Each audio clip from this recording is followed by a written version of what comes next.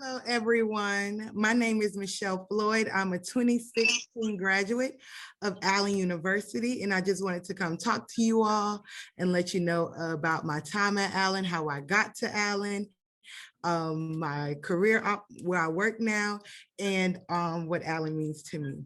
So first, I'm from Fort Lauderdale, Florida, and everybody always asks me, how did you find Allen? And I always tell people, well, Allen found me. I went to high school in Florida, obviously, Coconut Creek High School, where Coach Jeter was the head women's coach in 2012. She drove all the way down 9.5 hours from Columbia, South Carolina, all the way to Fort Lauderdale, Florida to watch me play. And when she came down and me and her talked and had conversations, it was like we immediately connected. And she brought Allen to me. She brought me a brochure. She took pictures. She had a nice photo album that I could keep. It was like she gave me my own virtual tour before we started having virtual things. And in the fall of 2012, I came to Allen on a basketball and academic scholarship. I actually played basketball for all 4 years. I actually made history as well. I was a part of the championship team in 2016, and we won a ring. We won the entire conference. So that was a major accomplishment for me. And on top of all of that, my time at Allen was golden. I love Allen University. Allen has shaped me into the woman, the professional that I am today. I've had my ups and my downs, but and I also pledged the best sorority, Delta Sigma Theta. Shout out to Gamma, active on campus. I was a part of Pre-Alumni Council. I was on the Royal Court. I was on the SGA. So I encourage everybody to get active. That will also heighten your experience and heighten your time. And I graduated cum laude in 2016. The professors at Allen really push you to be the best that you can be, and they set you up for success beyond Allen and set you up to be in your career field. And onto my profession and what do I do as a career. I am a 4th grade elementary teacher. No, education was not my degree at Allen. My degree was in business administration. I went forward to USC in 2017 to get my master's in elementary education. And I also want to share, don't let you attend a HBCU that you can't go to a PWI or any prestigious university, because you can do it. I had a lot of people tear me down and tell me that I couldn't do it, but there was one professor at Allen, Dr. Selassie. He pushed me. He called different schools around for me. He gave me letters of recommendation. He gave me advice on what schools to go to and who to talk to get into these programs. And 5 years later, 5 years later, I'm still holding on to that. He still has encouraged me to keep going and doing things that I feel that I want to do, things that I want to achieve.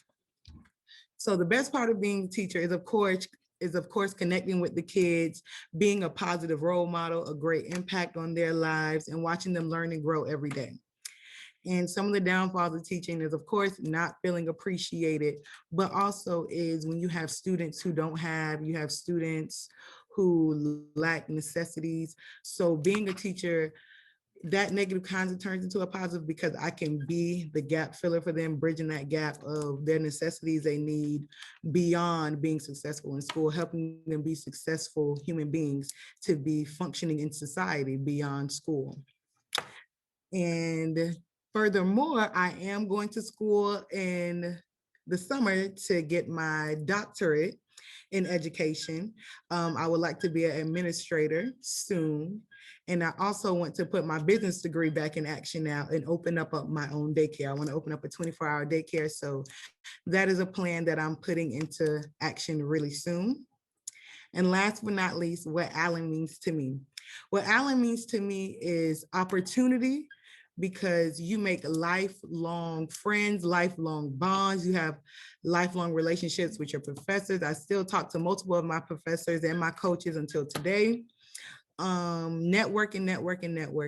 Make sure you're talking to your professors and letting them know that you're serious, letting them know your dreams and aspirations, because you never know who they might know. And those connections can open the door for you. So just be a great student, be on top of your work, make sure you're keeping these relationships going. And Allen is also home to me because Allen is a place where I found myself. Allen is a place where I knew what I wanted to be, where I wanted to go. And so it's always great coming back to Allen and seeing the great things that's going on. And I feel there's no better institution out there than Allen University. And thank you all for listening. And I hope y'all have a great day and a great rest of your year. Thank you, Michelle. You're welcome. I greatly appreciate that. No problem. Again, I'll send the dates to you so you can kind of follow during the day, because it's going to be an all-day deal. Okay. And I'm not sure if you're going to be the first one or the second one. I don't know where they're going to put you at, but I'll definitely, I'll send all that good stuff out to you. All right. Thank you. Talk to you later. All right, Coach. Bye. Bye.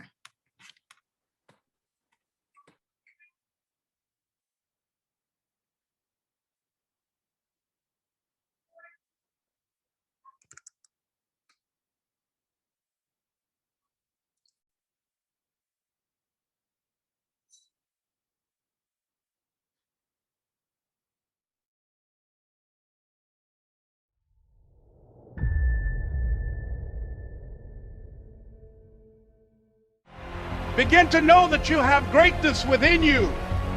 And if just one of you here begin to envision yourselves as being blessed and highly favored to reach your goals, if just one of you capture the essence of what that means, that you have greatness within you and a responsibility to manifest that greatness, that you can make your parents proud, you can make your school proud, you can touch millions of people's lives, and the world will never be the same again because you came this way. It was hard, ladies and gentlemen, coming to speak to people. And I was facing financial difficulties in my own life.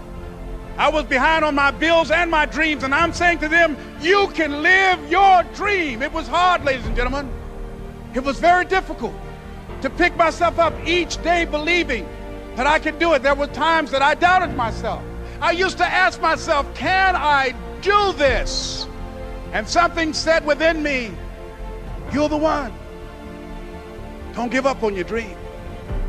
By continuing to push forward, by continuing to run toward my dream, that one day I would have my own talk show. It's a long shot, ladies and gentlemen, from Liberty City, an abandoned building on a floor, never knowing my mother or father. It's a long shot. Being here with you today in this dome in Atlanta, it's a long shot. No college training, labeled educable, mentally retarded, but I kept running toward my dream. Don't stop. Don't stop running toward your dream. In the Far East, they have something that's called the Chinese bamboo tree. The Chinese bamboo tree takes 5 years to grow. They have to water and fertilize the ground where it is every day. And it doesn't break through the ground until the 5th year. But once it breaks through the ground, within 5 weeks, it grows 90 feet tall. Now the question is, does it grow 90 feet tall in 5 weeks or 5 years? The answer is obvious.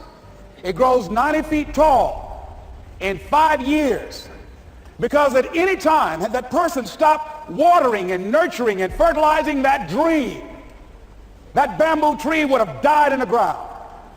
And I can see people coming out talking to a guy out there watering and fertilizing the ground that's not showing anything. Hey, what you doing? You've been out here a long time, man. And the conversation in the neighborhood is, you growing a Chinese bamboo tree, is that right? Yeah, that's right. Well, even Ray Charles and Stevie Wonder can see ain't nothing showing. You know that's how people are gonna do you? So how long you been working on this? How long have you been working on your dreams? And you have nothing to show. This is all you got to show. People are gonna do that to you. And some people, ladies and gentlemen, they stop. Because they don't see instant results. It doesn't happen quickly. They stop. Oh, no. You got to keep on watering your dream. And when it began to happen, they stopped laughing. They said, look, Whoa, look here, look how, hey man, I know you can do it. Look here, you got a job here?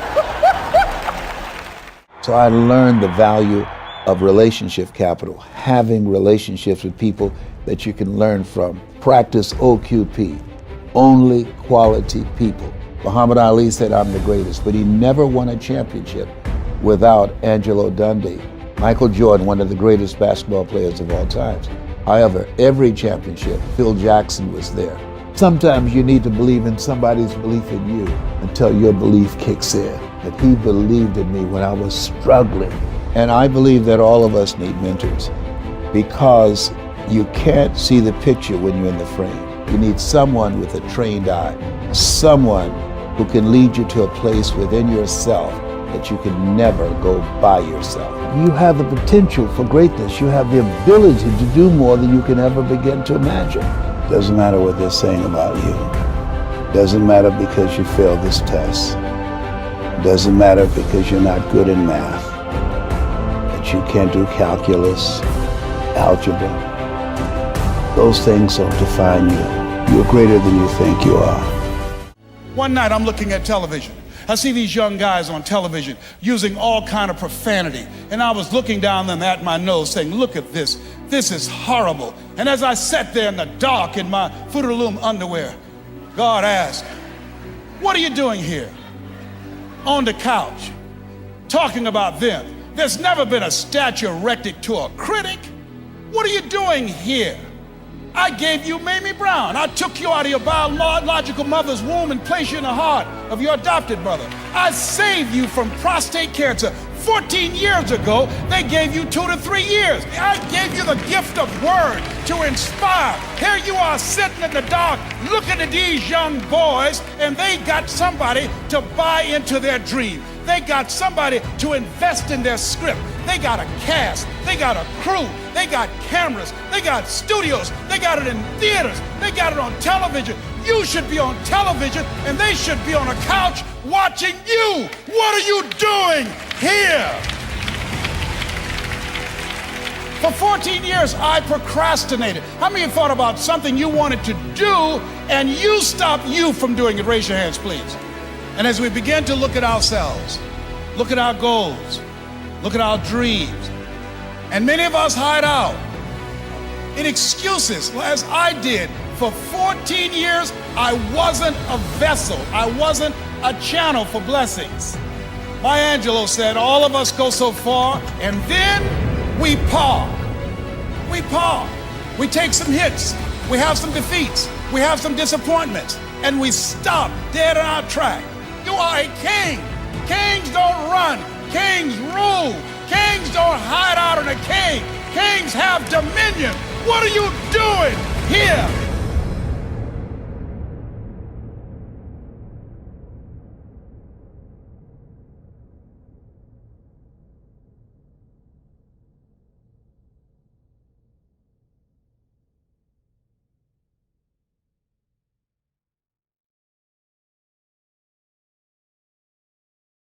How you guys doing? My name is Ishaq Smith.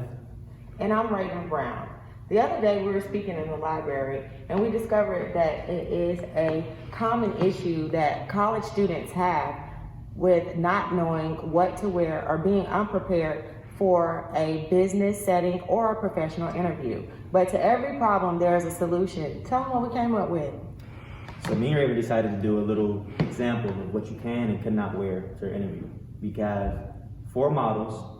And so 2 have what you should wear and 2 have what you should not wear. And here's the video.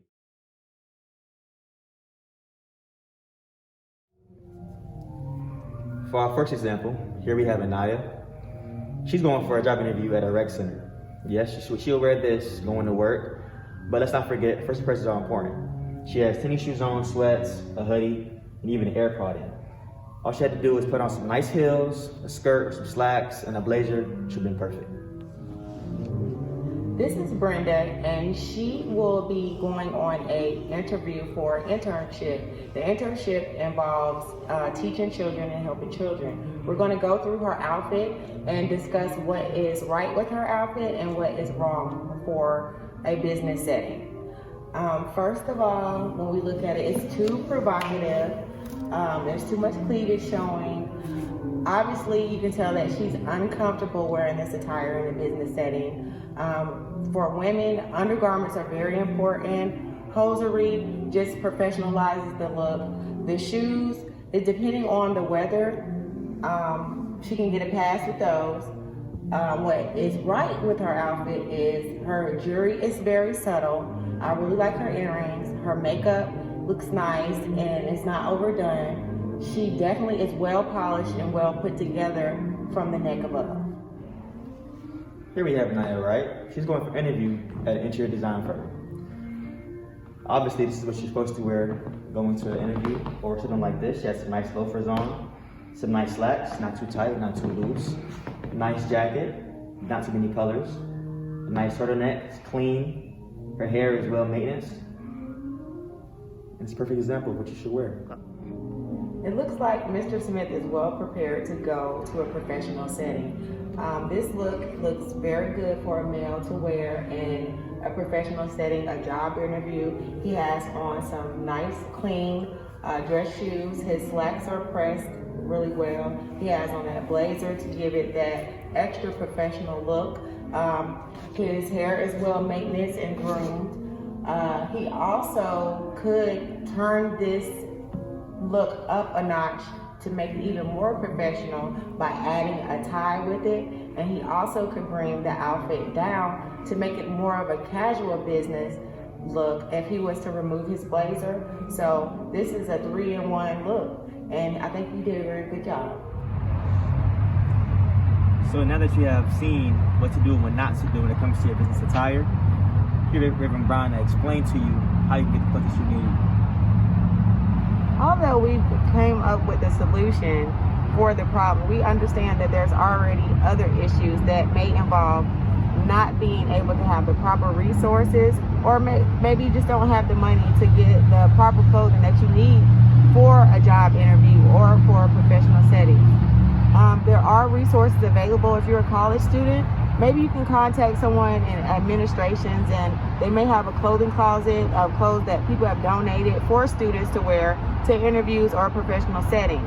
If you're looking for something nice on a budget, you can shop at Burlington, Marshalls, something to that effect, to Kohl's or something like that, Ross, to find something that's inexpensive and name brand. You can go a step further and go to your local Goodwill. It's a lot of nice clothing that they do have that people donated for you. So is it an excuse just to wear whatever you have because you don't have anything available? No, there are resources. You just got to go out and find them.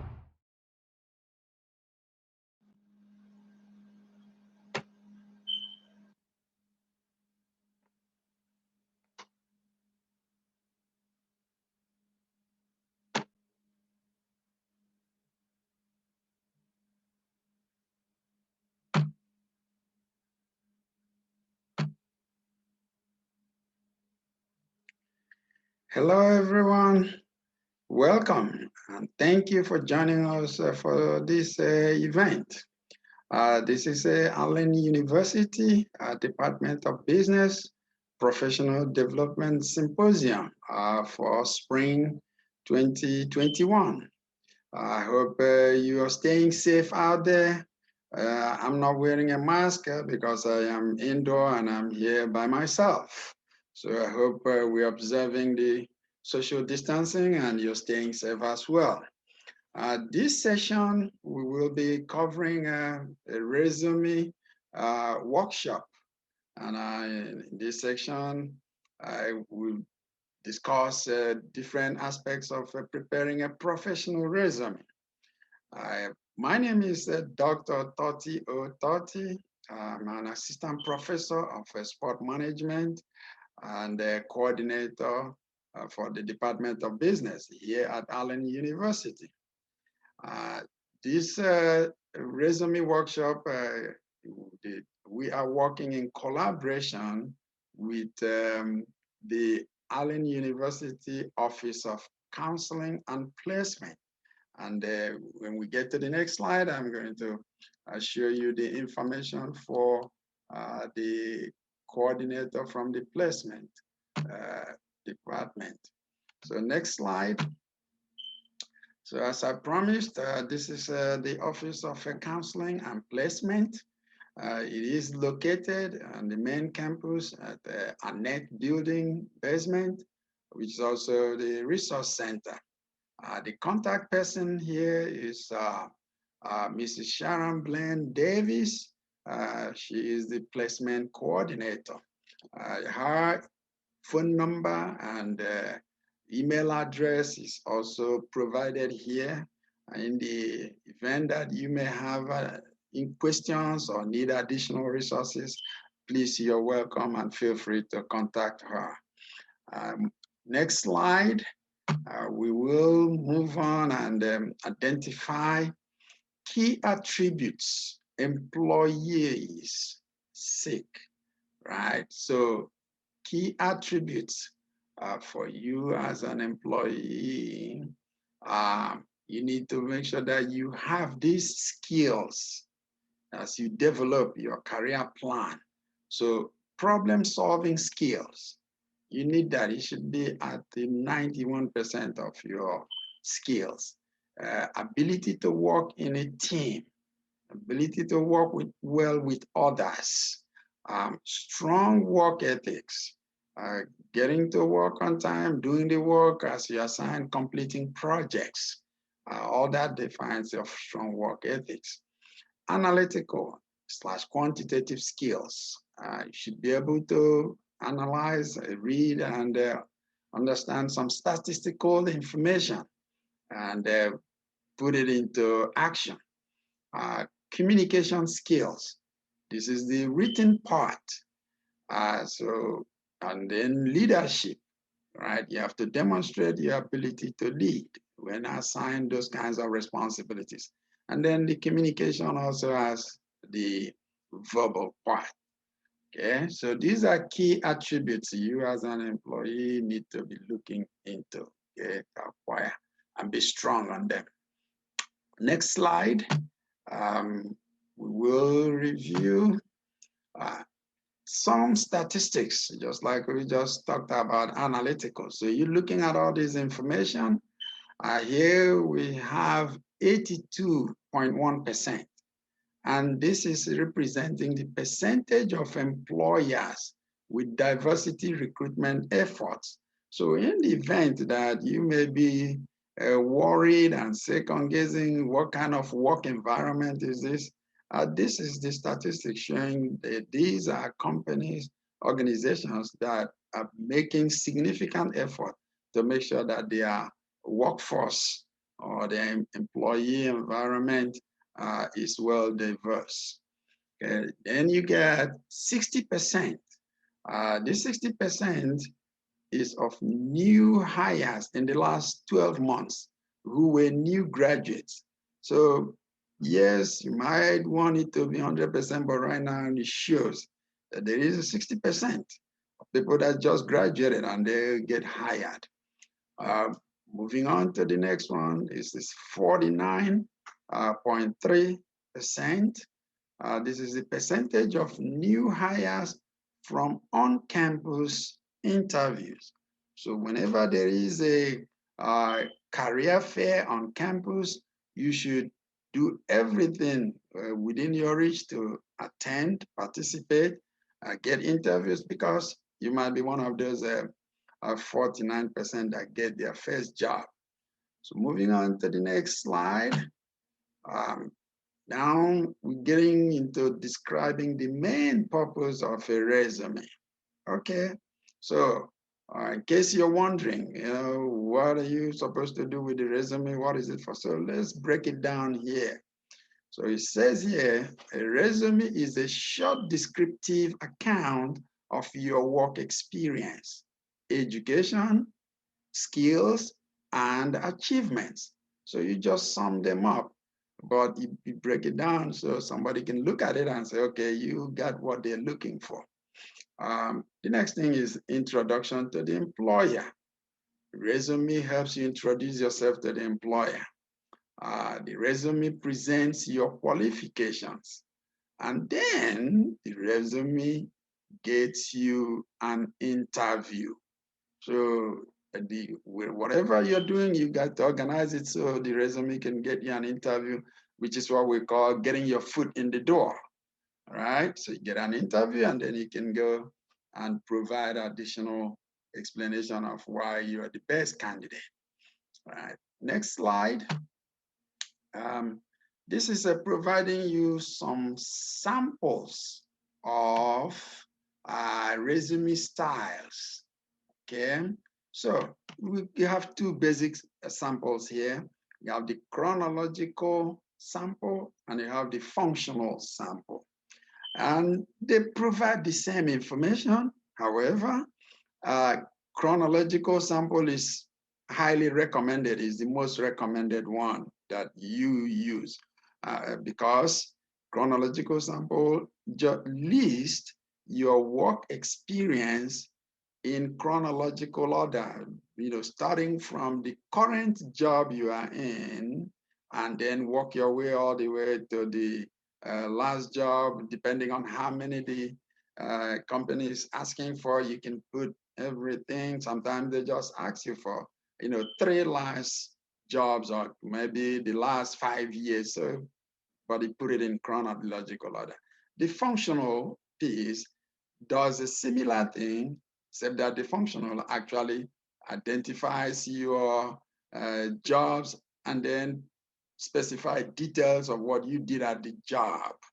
Okay, so like kind of lining up your roles and responsibilities. So that makes it a little bit functional because you're adapting it to a particular job.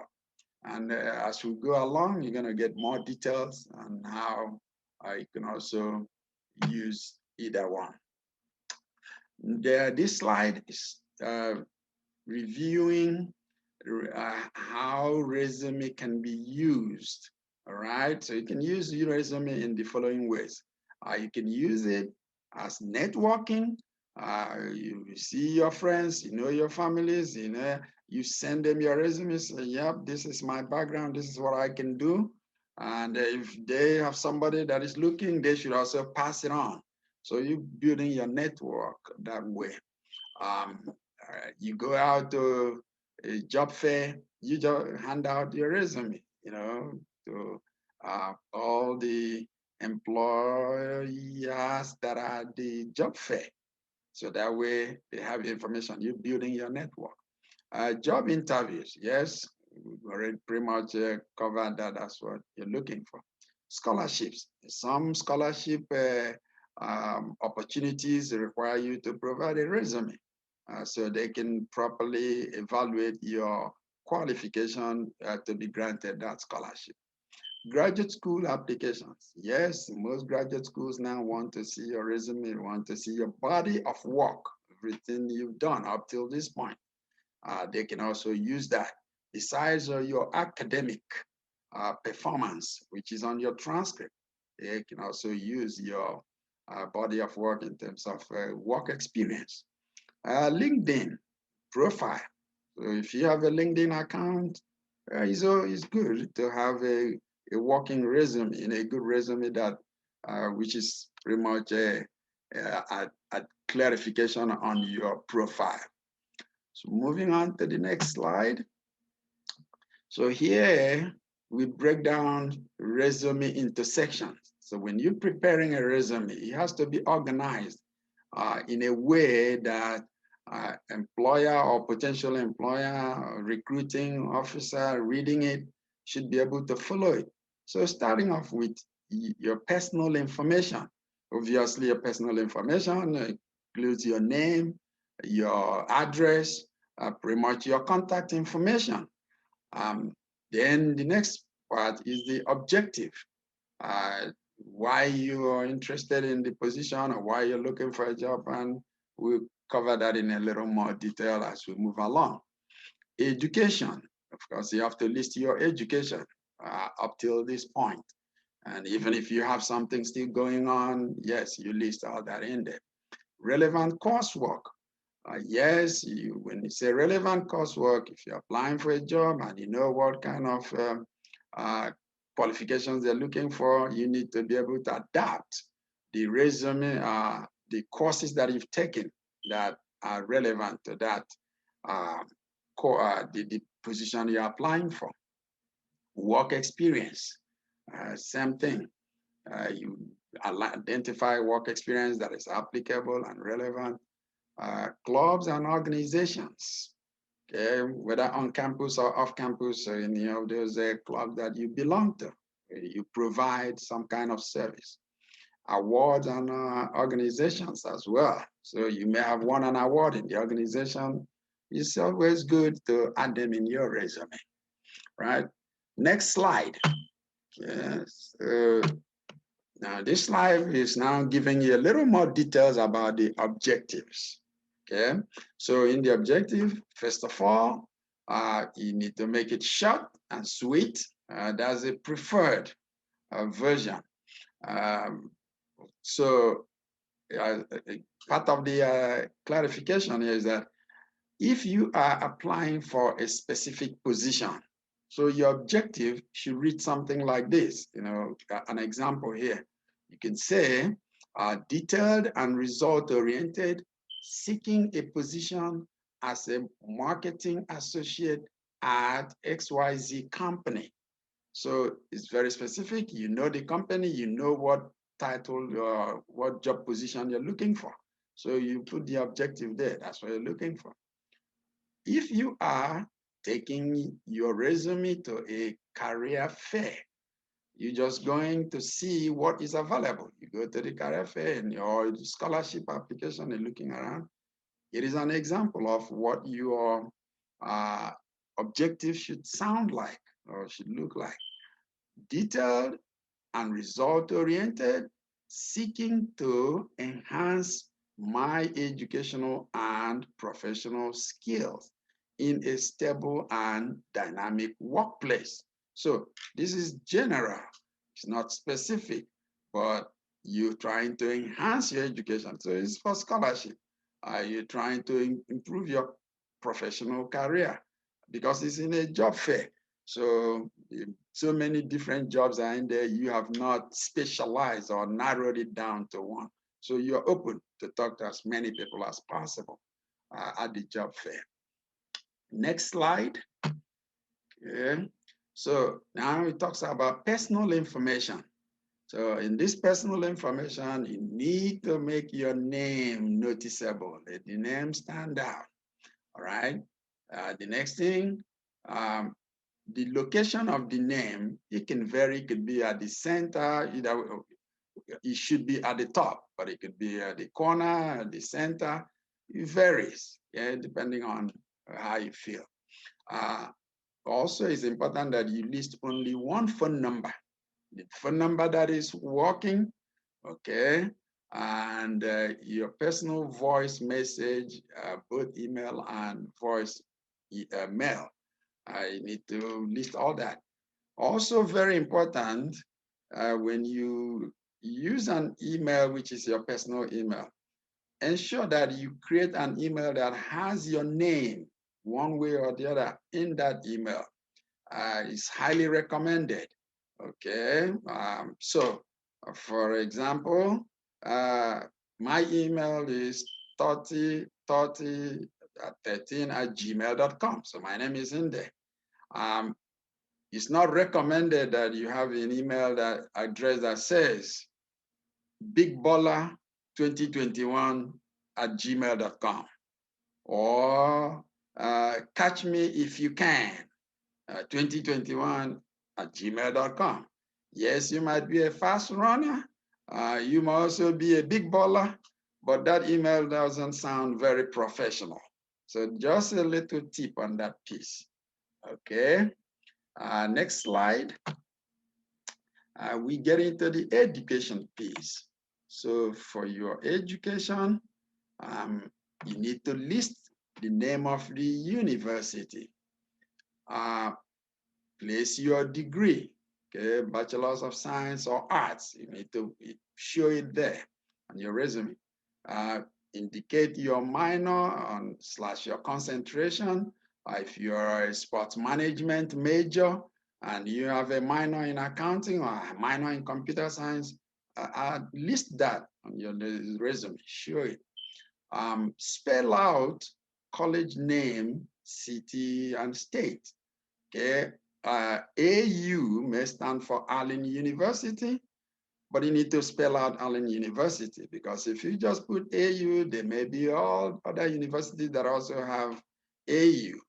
Okay, so that's very important. List your GPA if it's over a 3.0. So now you see the incentive for you to keep those GPAs up, right? So keep working hard at it, and it will eventually pay off. All right, so next slide. So it gives you an idea of what we're talking about when it comes to relevant courses. So the relevant courses here, the standard expectation is list 6 of your most challenging courses. Generally, the courses are the 300 and 400 level, okay? So hopefully you've taken them, but yeah, if you have not taken them yet, but you have an idea, you can still list, what you have at the time, all right? But list the upper level courses to demonstrate that you've handled challenging courses and projects. Next slide. So work experience. So your work experience, you got the job and then you got the skills. So on the job, you generally start with your current or most recent job, okay? Because even if you don't have a current job, but the most recent job, that's where you want to start. And then you list your position, what title you held there, and your role, your responsibilities. Whatever internship experience you have, you need to list it. It's part of your resume.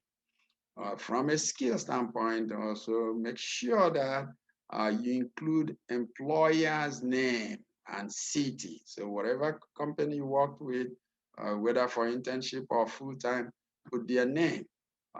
Clearly, the same thing, you need to list spell out the names. Use a bullet or paragraphs to detail job duties.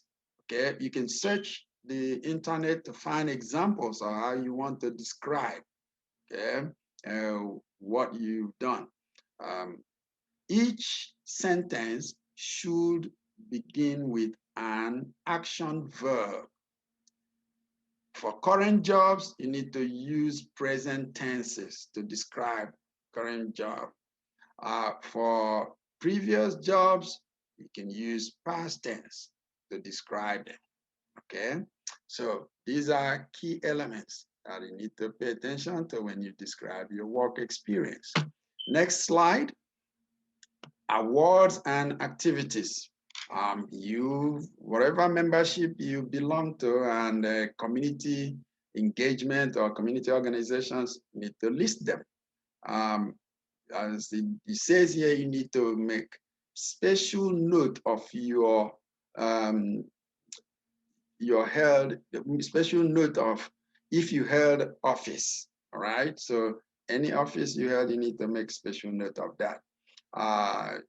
Dates are not required. So if you served in the organization and in your first year, second year, it's not necessary to put all that details.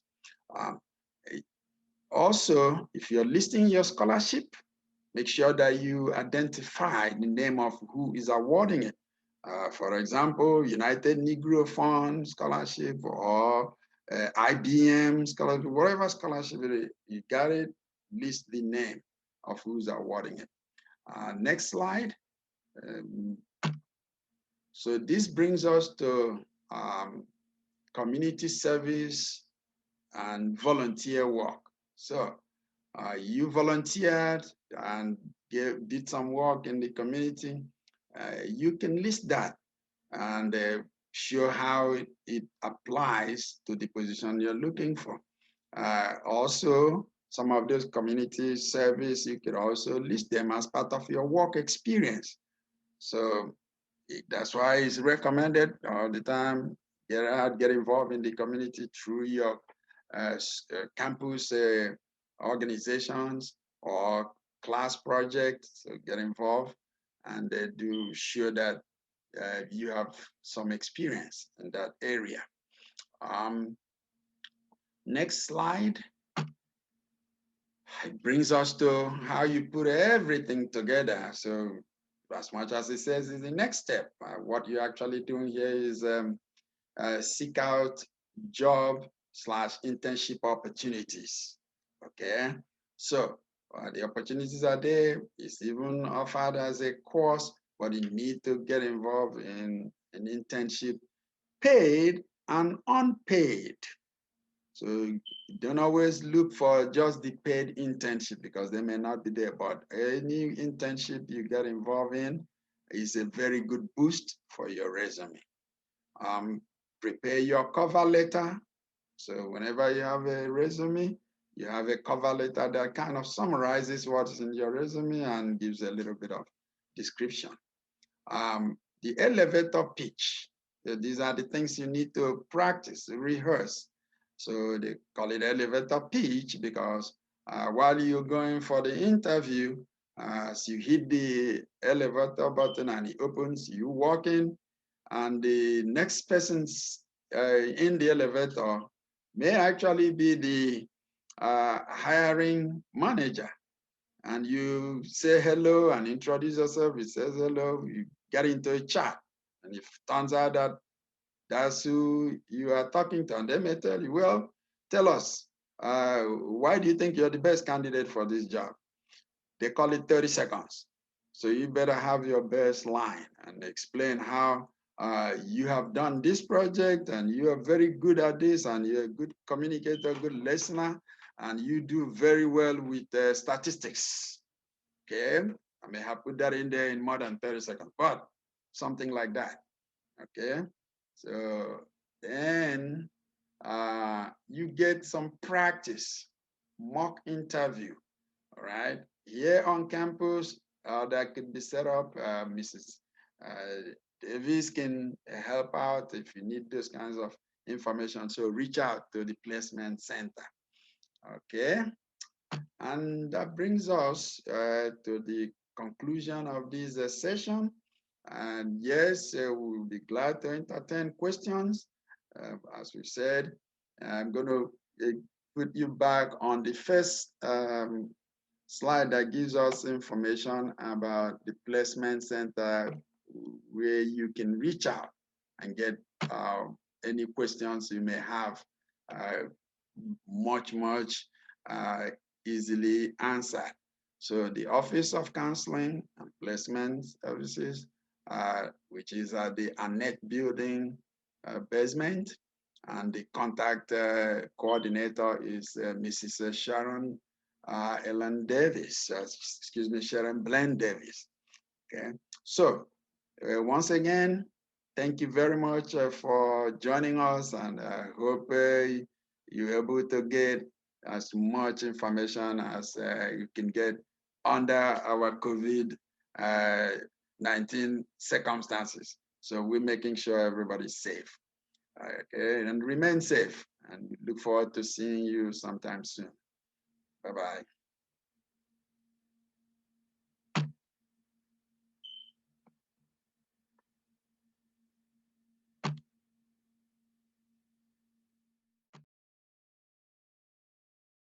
So I'll start over.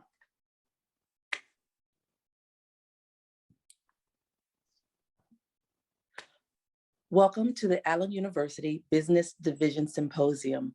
This portion of our program is on the career opportunities within the different majors at Allen University. Please take the time to take notes and explore the things and careers that interest you. Accounting careers. Accounting careers are classified in threefold: public accounting, private accounting, and governmental nonprofit accounting. To be a public accounting, you have to have a master's in accounting and certification in accounting, CPA, certified public accounting. There are the highest paid accountants. From Bureau of Labor Statistics, public accountants rank 15 highest paid in the 25 highest paying jobs in America with median base salary of $120,000 annually.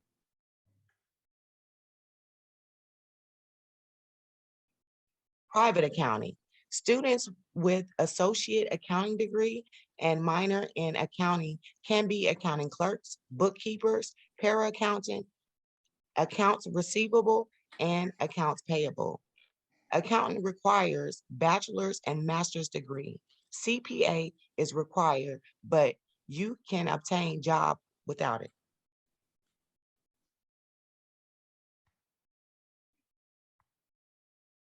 Analyst.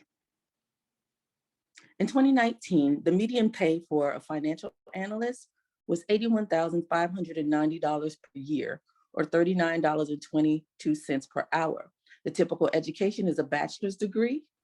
And in 2019, there were 487,800 jobs in the field of financial analysts, and they're expected that by 2029, there will be a 5% increase in the change, adding 26,800 jobs to the field. Financial analysts provide guidance to businesses and individuals making investment decisions.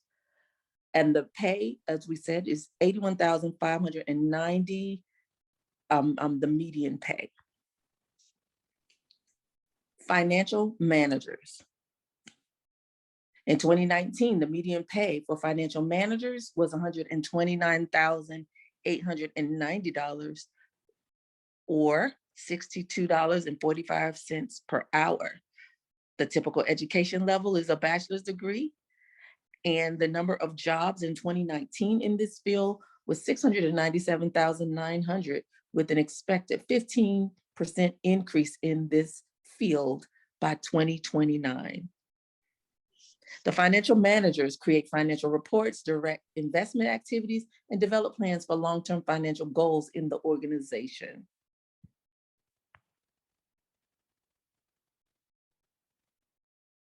Financial planner.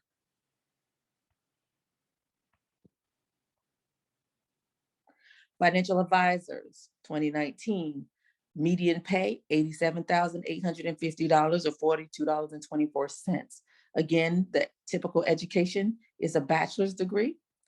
In 2019, there were 263,000 jobs, and they're expecting a 4% increase in this field by 2029.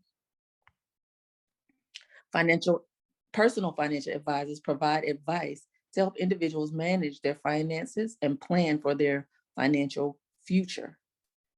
And most personal financial advisors work in the finance and insurance industry or are self-employed. Insurance.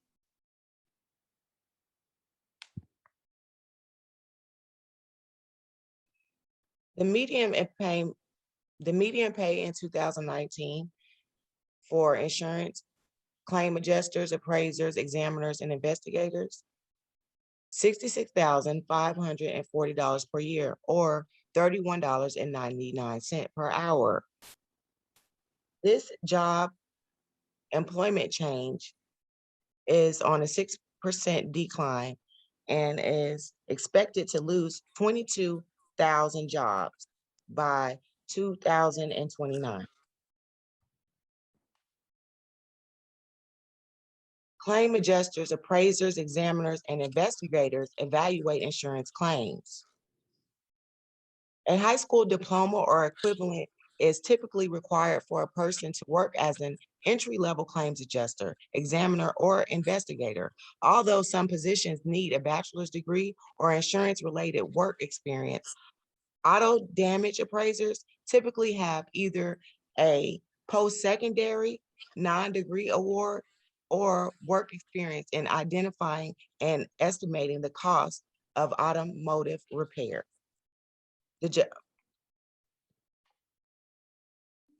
Investment banker or investor. Securities, commodities, and financial services sales agents, with the median pay in 2019 of $62,270, $29.94 per hour. Typical education level is bachelor's degree, and the 2019 Stats show that there were 464,200 jobs in the field, and there is an increase expected of 4% by 2029. The securities, commodities, and financial services sales agents connect buyers and sellers in financial markets. They work in high-stress environments and often work more than 40 hours per week. Careers in entrepreneurship. The Bureau of Labor Statistics classifies self-employed workers as either incorporated or unincorporated. Incorporated workers, such as small business owners, have established a legal corporation and typically employ others. Unincorporated workers, such as freelancers, have not established a corporation and often operate alone.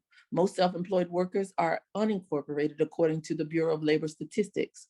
In April 2014, there were nearly 9.3 million unincorporated workers, about twice the numbers of incorporated workers. The data in this article are for unincorporated self-employed workers only. The areas with the highest rates of self-employment range from farmers and other agricultural managers, childcare workers, carpenters, lawyers, management analysts, retail salespersons, property, real estate, and community association managers. The projections range in the field of self-employment dependent on the area that you choose. For example, management analysts who are self-employed, they are projecting that there will be 169,400 jobs in 2026. The median income in 2016 for management analysts was $65,090 with an entry level of a bachelor's degree. Chiropractors, their projected self-employment in chiropractic care is 16,300 in 2026, with the percentage of increase being 30.6. You're expected to have a doctoral or a professional degree, and it does not require on-the-job training. Computer and information technology occupations. Employment in computer and information technology occupations is projected to grow 11% from 2019 to 2029, much faster than the average of all occupations. These occupations are projected to add about 531,200 new jobs. The median annual wages for computer and information technology occupations is $88,240 in May of 2019, which was higher than the median annual wage for all occupations, of which was $39,810. The jobs range in the field of computers from computer and information systems research scientists, network architectures, programmers, support specialists, systems analysts, database administrations, information security, network, software development, and web development. The educational requirements range from an associate's degree all the way to a master's degree, and the salaries range all the way up to $122,840. Legal career. Oh, I'm sorry. Legal careers.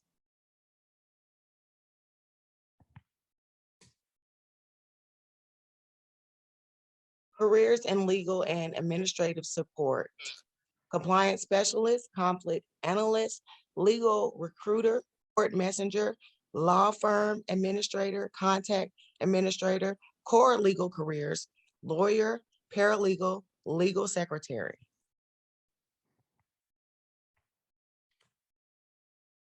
Courtrooms and courthouse careers.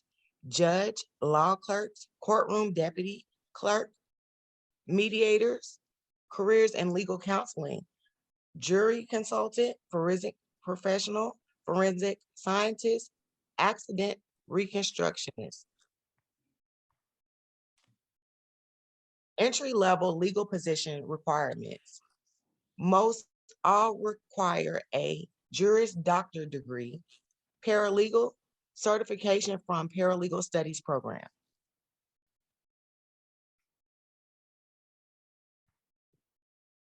Entry level legal salary. According to the U.S. Bureau of Labor Statistics, lawyers earned an average annual income of $145,300 as of May 2019. Career projections and salary in the legal field. The following lawyers can make several $1,000,000 per year: trial lawyers, corporate lawyers, intellectual property lawyers. Other pertinent information about the legal career profession: most lawyers report that the work is very rewarding. Sports management jobs. Athletic directors. If you're interested in working in a school setting, consider a career as an athletic director. From colleges and universities to high school and junior highs, you can spend your days overseeing an entire athletic department and making sure it is running smoothly. They do business operations. The major sports teams and universities employ men and women educated in sports management and business to conduct daily operations. Your role may focus on business operations in general or be tied to the operations of a specific university sport, such as basketball. As an operations manager, you will work daily and directly with the activities and carry out the plans of coaches, athletic directors, and senior school administrators and executives. Sports agents. If you're interested in contracts, salaries, endorsements, and legalities, you can use your sports management and business education to become a sports agent. In this role, you primarily with professional athletes and coaches to determine contract terms such as salary and performance bonuses. You may also handle your clients' investments, taxes, personal finances, schedules, and overall reputation. Ticket sales. Pro sports teams rely on ticket sales employees to bring in revenue to help them pay the bills. According to Forbes, ticket sales jobs are one of the 10 best entry-level positions in sports, as they often lead to positions with greater responsibility and can provide valuable hands-on experience for new graduates. 5 functions of the sports manager. Although it may seem like a fun and games job, running a sports team or community recreation center is all business and often requires a large staff behind the scenes. Just like other businesses, sports teams utilize managers, accountants, marketing professionals, and salespeople to help bring in fans, oversee athletes, and ultimately make money. One of the principal roles behind organization success is the sports managers. HR responsibilities. At the professional level, the sports manager is responsible for hiring and firing athletes. The sports managers work with other staff members to draw up contracts for each athlete and negotiate with athletes to reach a contract agreement. Management duties. The sports manager performs management duties at a number of different levels. For the professional teams, sports managers work with coaches and trainers to be sure each athlete has the training resources he or she needs to be the best at his or her position. Sports managers work with colleges and high schools as athletic directors, managing all the aspects of the school's athletic programs. And sports managers can also act as a facility manager, overseeing the sports facility, hiring food and service staff, developing game schedules, and overseeing the facility's maintenance. The business of sports management. Each season, the sports manager plans the budget, takes into account potential revenues, operating costs, and salaries for everyone, from the athletes to coaches to staff members. Sports managers also handle the budgeting for team travel, equipment, and uniforms. The sports manager must take into account players' injuries, potential playoff games, and other issues that may arise that would affect the budget. Others assist with ticket sales and merchandising for the franchise or work in sports merchandising, selling sports goods. At the college level, sports managers act as compliance directors for NCAA regulations. Marketing and promotions. The sports manager acts as the face and spokesperson for the team and must conduct interviews and press conferences with the media. There are also miscellaneous duties. To fulfill a number of other duties, they work outside of the professional college and high school programs. Some work as fitness facilities or health clubs in charge of operations. Others fulfill management duties for recreation, community, and education athletic programs, such as organizing sports leagues, clubs, and camps. Sports managers can even work for resorts, organizing sports and athletic activities for guests. The entry-level positions require a BS or BA degree in sports management as a major is the preference. Average annual salaries for coaches, athletic directors, and scouts, $44,910. Sports agents, $97,170. And sports marketing managers, $149,200. The more education you obtain, the higher your potential for earnings.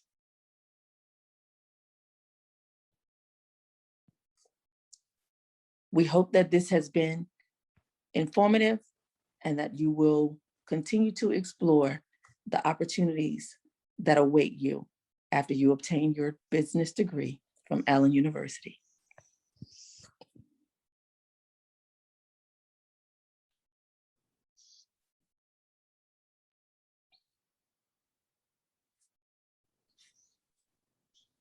Is the screen gone for you?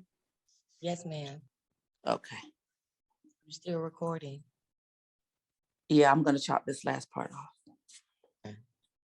You can do that on Zoom? You can do that